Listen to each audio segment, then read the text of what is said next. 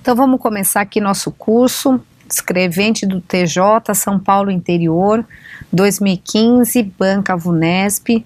Vamos fazer um curso de teorias e exercícios bem enxuto, tá? Sem largar a mão da teoria e bastante prática em exercícios, que é o principal caminho para estudar raciocínio lógico, tá? Então, essa primeira aula aqui, eu vou falar de estrutura lógica e diagramas lógicos em problemas com proposições categóricas, mas um pouquinho antes eu queria falar um pouquinho do edital. Então vamos lá, aqui eu faço um slide dando uma analisada no edital, né? Serão 3 blocos, que ele chama bloco 1, língua portuguesa, que tem 24 questões, bloco 2, conhecimentos em direito, e bloco 3, conhecimentos gerais, que está aqui a nossa matéria. Estamos falando de 10 questões, que em relação ao bloco número 3 é 25% do bloco, e do total das 100 questões é 10%. Qual que eu acho uma vantagem de estudar raciocínio lógico? É exatamente porque a parte de teoria é pequena, tá? Então a gente não precisa ficar se desgastando muito em decorar coisas, em memorizar coisas. A teoria é bastante enxuta e são 10 pontinhos aí, que é 25% do bloco número 3. Tá? Então eu acho que a relação custo-benefício é bastante boa. Com pouca teoria, a gente ataca 10 questõezinhas aí desta prova. Tá? Vamos olhar o conteúdo programático? Ele fala o seguinte, que visa avaliar a habilidade do candidato em entender a estrutura lógica das relações arbitrárias entre pessoas, lugares, coisas, eventos fictícios, deduzir novas informações das relações fornecidas e avaliar as condições usadas para estabelecer a estrutura daquelas relações. Então eu até grifei aqui porque é o conteúdo programático que a FCC gosta bastante de usar para raciocínio lógico, tá? Então a VUNESP deu uma copiadinha aí da FCC. Fala também que visa avaliar se o candidato identifica as regularidades de uma sequência numérica ou figural, de modo a indicar qual é o elemento de uma dada posição. Então ele fala em sequência também.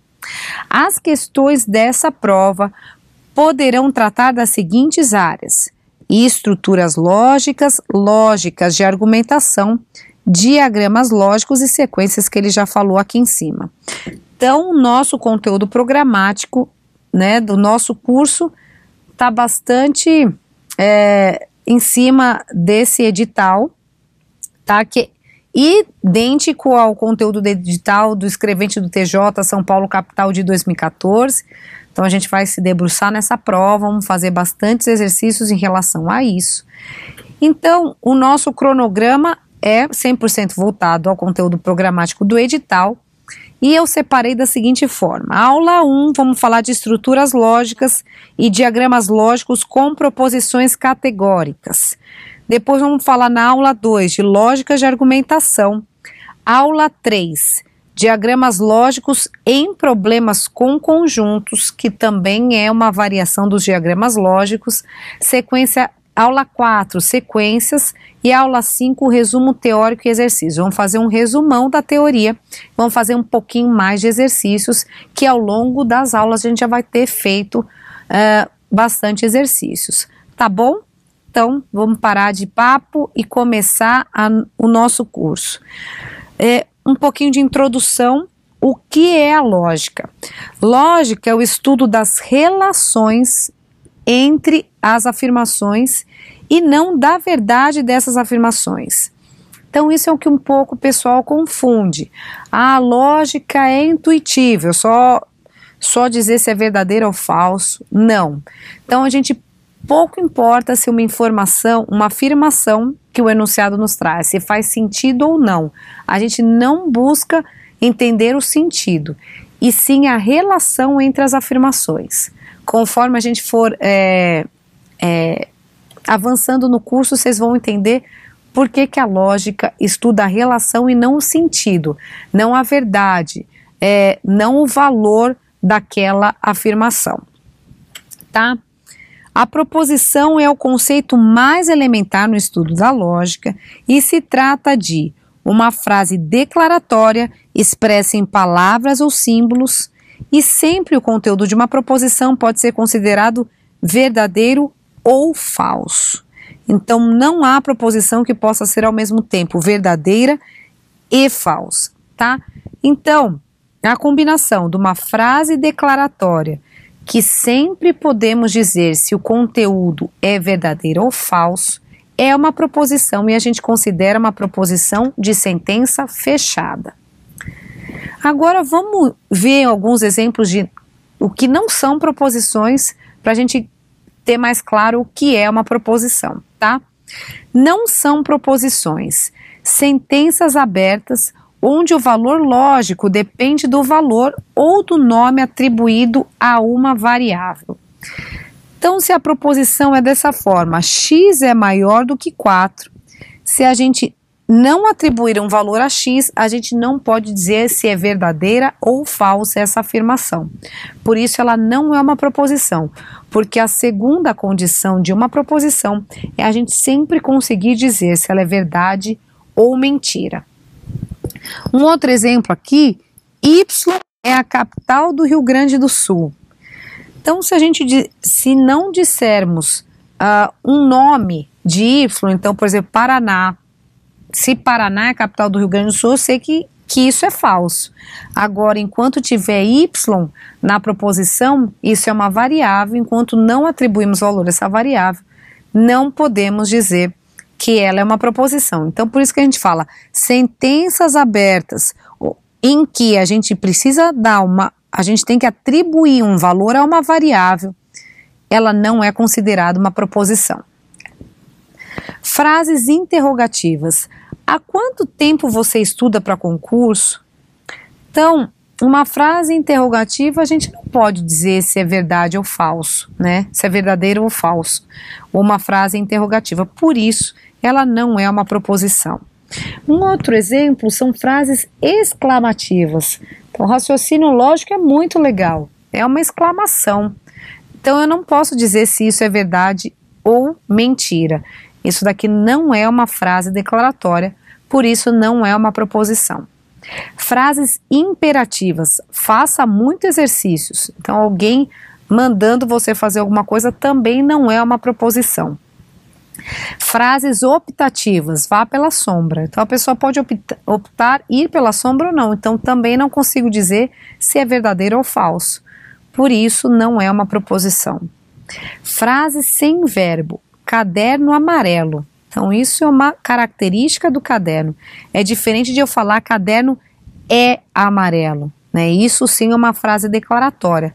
Caderno amarelo não é uma frase declaratória, por isso não é uma proposição, tá? E as proposições podem ser dos seguintes tipos: simples, que são afirmações, sujeito mais verbo, exemplo, Ricardo é advogado, e proposição composta, que é formada por duas ou mais proposições simples ligadas por conectivos. Vamos falar conectivos logo mais, tá? Aqui o exemplo é Ricardo é advogado e seu pai é médico. Então, o conectivo aqui é e. São duas proposições. Proposição 1, Ricardo é advogado. Proposição 2, seu pai é médico. E o conectivo e, juntando essas duas proposições simples. Vamos conhecer os conectivos? Então, tem um conectivo que é o não, que o seu símbolo é um tiozinho, ou ele também pode ser nesse tipo. A estrutura lógica, a gente lê, por exemplo, não P, e um exemplo é eu não toco guitarra. Então, a proposição P seria eu toco guitarra. A proposição não P é eu não toco guitarra. Um outro tipo de conectivo é o conectivo E, que o símbolozinho é um chapeuzinho aqui para baixo, é chamada de conjunção, tem essa estrutura lógica, P e Q, e um exemplo é eu estudei e fui aprovado. Um outro tipo de conectivo é o OU, que é o de chapeuzinho para cima. Então, um jeito da gente lembrar que o OU é o chapeuzinho para cima, né? A gente tem um U aqui, que que é praticamente um chapeuzinho para cima. Então é uma forma da gente lembrar que o ou tem essa simbologia, chamada de disjunção. Então a leitura aqui, a estrutura lógica é P ou que, e um exemplo é vou ao cinema ou vou à praia. Um outro tipo de conectivo é o ou, mas não ambos, que é a disjunção exclusiva, que ela é bem parecida, né? A simbologia, ela tem um tracinho aqui embaixo, então é o chapeuzinho para cima com o tracinho embaixo. Aqui a gente lê ou P ou que, e um exemplo é ou eu estudo ou eu jogo bola, mas não ambos, tá? Então essa estrutura ou é a disjunção exclusiva e a estrutura ou é a disjunção ou a disjunção inclusiva, tá? Vamos conhecer mais dois conectivos.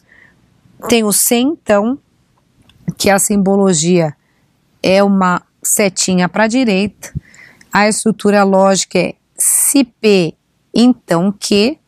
E um exemplo é se eu saio cedo, então eu chego no horário. Então essa é a condicional e com certeza é o conectivo mais pedido nas provas, tá? Inclusive na banca VUNESP. E a gente vai entender por que eles gostam tanto da condicional.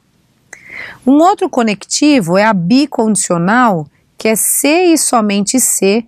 A simbologia são duas setinhas, uma para a esquerda e uma para a direita. Aqui a gente lê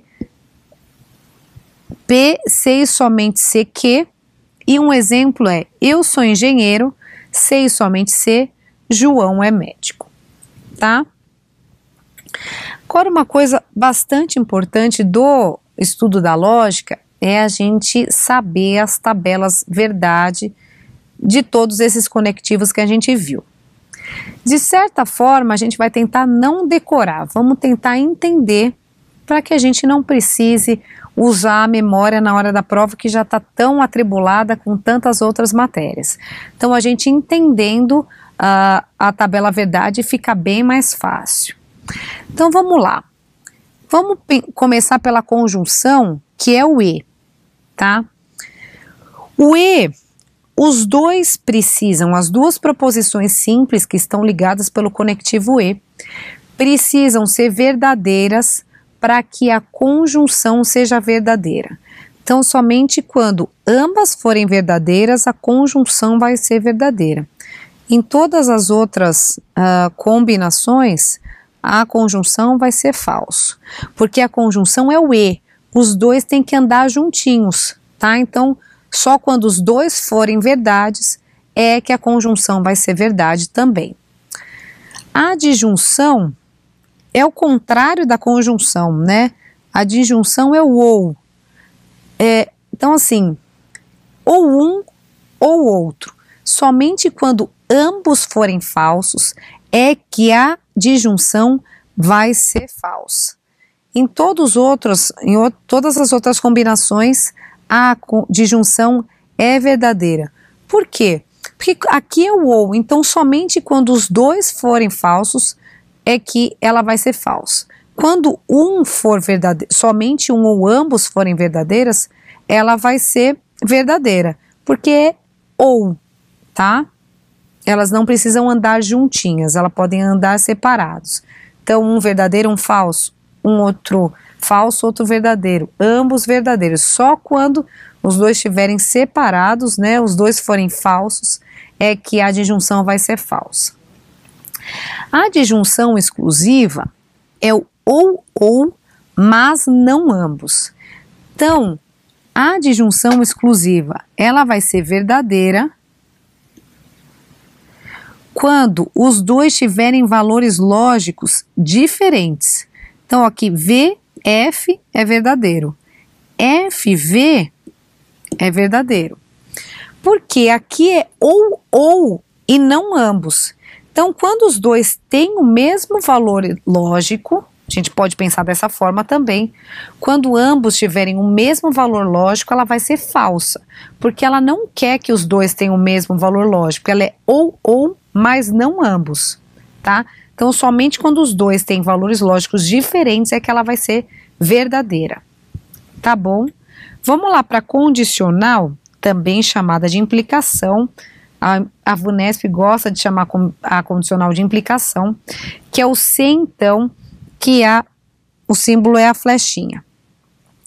Então vamos direto ao ponto.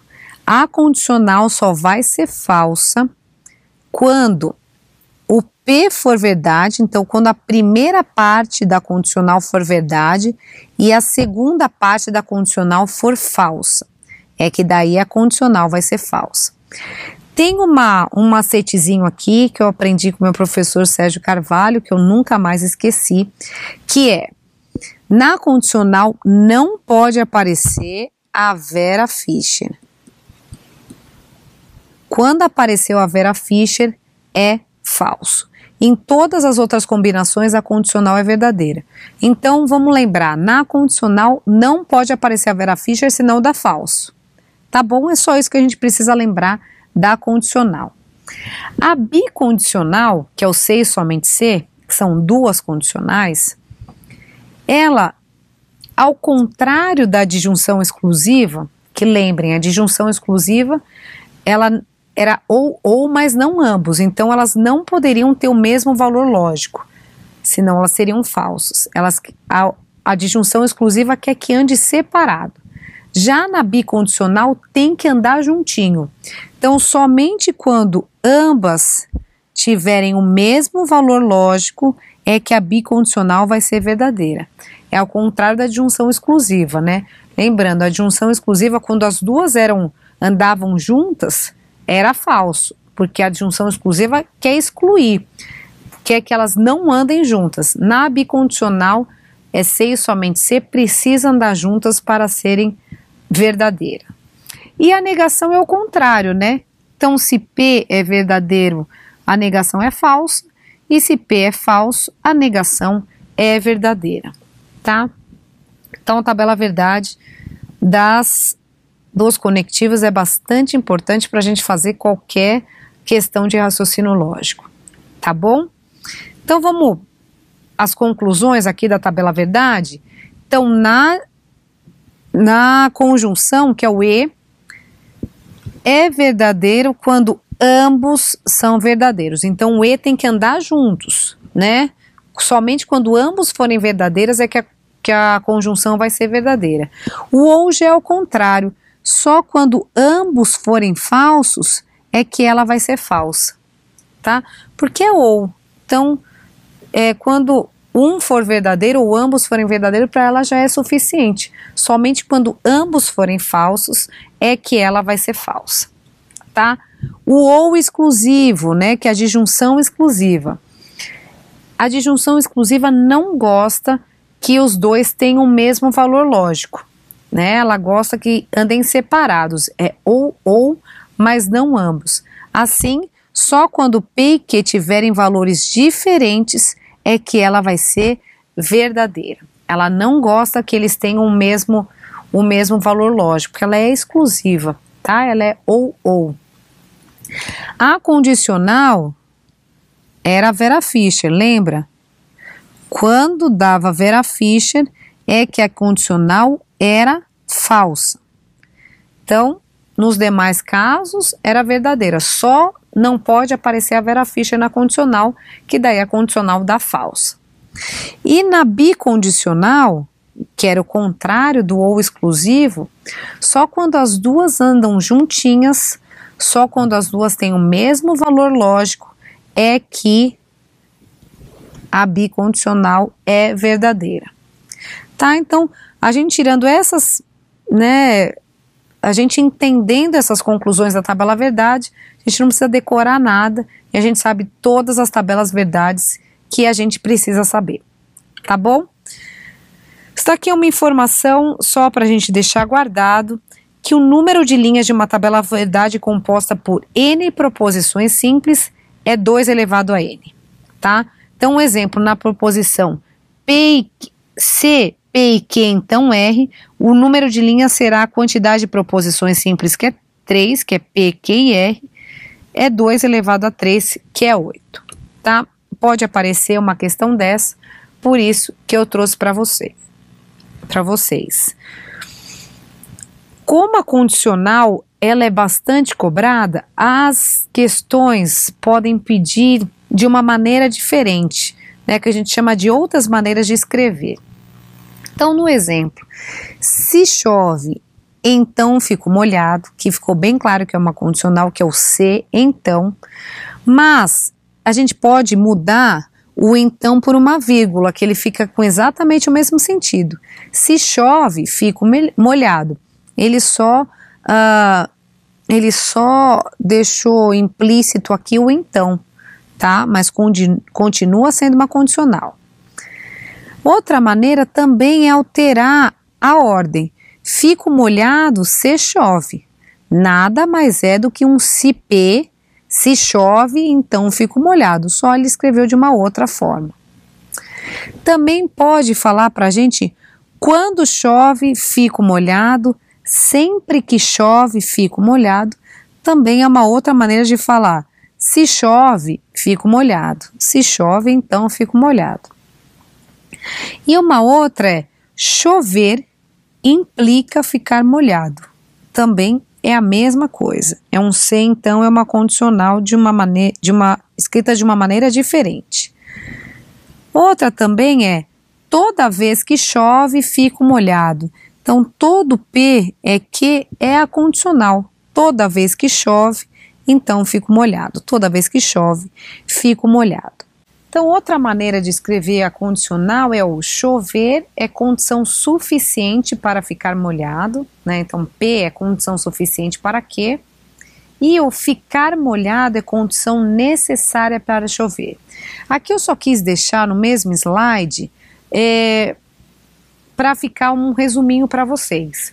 Mas a gente vai ter um slide só para falar condição suficiente e condição necessária. Então, agora deixe um pouquinho de lado que a gente vai voltar nessa outra maneira de escrever, que às vezes aparece em prova, por isso que a gente precisa ficar ligado. E uma outra forma é o chove, somente se, fico molhado, que é o P, somente se que, tá? É muito difícil aparecer assim, mas tá aqui registrado que pode aparecer. Diferente da bicondicional, que é o se e somente se. Aqui aparece somente se, né, que é a condicional. A bicondicional são duas vezes a condicional, que é o se e somente se. Vamos falar de bicondicional sempre nesse sentido que a bicondicional equivale à proposição composta, que são as duas condicionais, tá? Se P, então que, e se que, então P. Então são os dois lados da condicional, por isso que chama de bicondicional.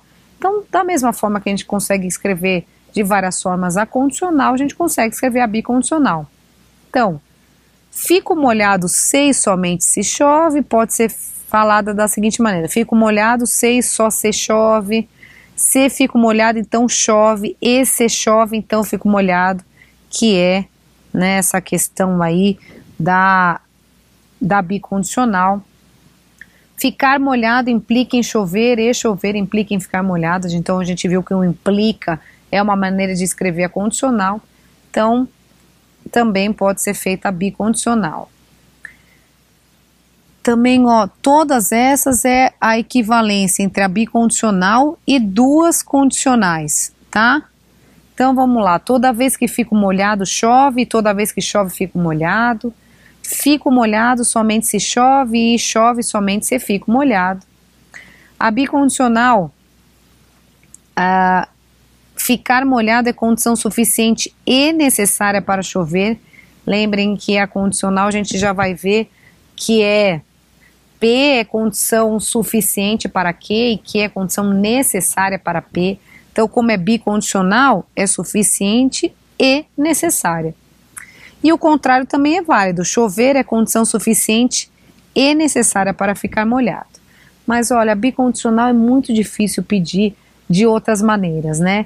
É realmente a condicional que as questões da VUNESP e das outras bancas gostam de explorar.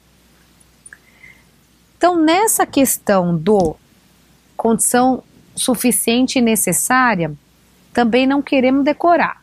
Então vamos entender, por isso que eu trago um exemplo aqui que também foi o professor Sérgio Carvalho que passou num curso que eu fiz com ele, e eu achei que é um exemplo muito bom para a gente lembrar.